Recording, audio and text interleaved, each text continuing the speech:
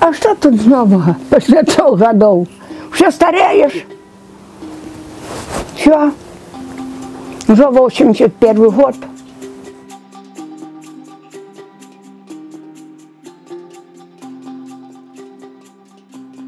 При моей памяти это уже была литовская территория, а границы нигде не было. Мы на танцы, допустим, всегда ходили на Беларусь, и белорусы к нам, и нигде такого не было. Там и поэтому и муж мой в Беларуси, и мои подружки, муж в Беларуси.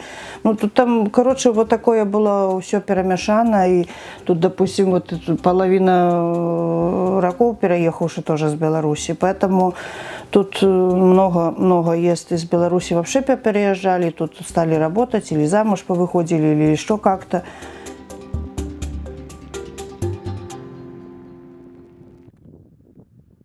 Ну, что люди говорят? Люди говорят, что, кажется, хотя Лукашенко не затронули. Вот. Если, кажется, затронуть Беларусь, нам капут. Все. Если начнут кидать бомбы какие. Ну, и он уже, если начнет Путин, то его уже сделать, чтобы чисто было. Пустить это, то всех уничтожить. Это не человек, а зверь. Даже звери так не делают, как он. О. Сбирали на этого, которые пострадавшие.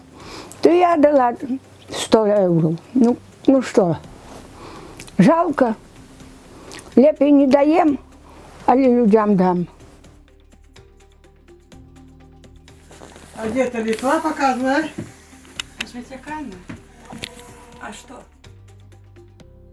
Именно при Никите Сергеевиче Хрущеве начинается вторая волна украинизации Украины. Тогда начинается разговор об отделении Украины от СССР среди украинской интеллигенции. Одни так говорят, другие так говорят. А як правда, то неведомо ще.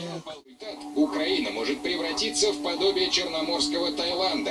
Диковатую экзотическую страну, куда будут приезжать ради рулетки, дешевого алкоголя и секс-услуг. Голый патриотизм хорошо продается. Девушки носят вышиванки во время выступлений, поют украинские песни, показывают патриотизм. Я не думаю, что пойдут оттуда танки. Я не думаю этого. Я надеюсь, что будет все хорошо. Я не боюсь. Ну, теперь не едем, еще тут такого не пропускают. И теперь говорили, до 15 мая без визы, але где-то там кругом, куда мы там доедем. Теперь страшно, раньше так не было. Куда хотели, туда ехали, и все было добре. Может, дочекаемся такого, что и снимут эту границу. Кто ведь знает. Как поставили, так могут и снять. Тут Берлинская стена тоже рухнула.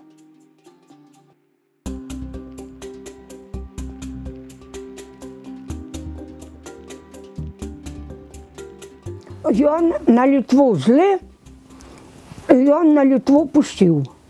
Вот берете. Да, еще берете, обснабждай. Дай помещение где-то, и покорми, все. Ну, проходит. Сейчас вон не надо, давно было, то 18 человек ушло. Они не пустили наши, вернули назад. Вот. Скажи, что вы будете у нас делать? Ой, так, кругом, где граница будет, у два роды. Один поставили, там сколько метров другие ставят. Сынок мой, он каже, мама одна, як тут еще шли, это иммигранты тут. Вот, поверь себе эту шутку. Только вчера пришел пограничник в магазин, в Дубичае работаю, покупал тапки, хоть какую обувь, поймали некую Марокко, наверное, он говорил. Каже, босый вообще. То купил 2 носков, купил тапки, ну хоть он за свои уже личные покупал. Каже, хотя бы как-то человеку помочь, потому что, ну, все-таки не лето на улице еще. Приходят и спрашивают, это Франция почему-то или Германия почему-то. Я не понимаю, почему они так спрашивают, кто им так сказавший. Я не знаю. Но они очень мирные.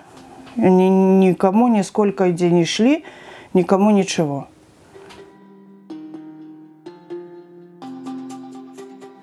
Враги одни другим. А так, что не было раньше.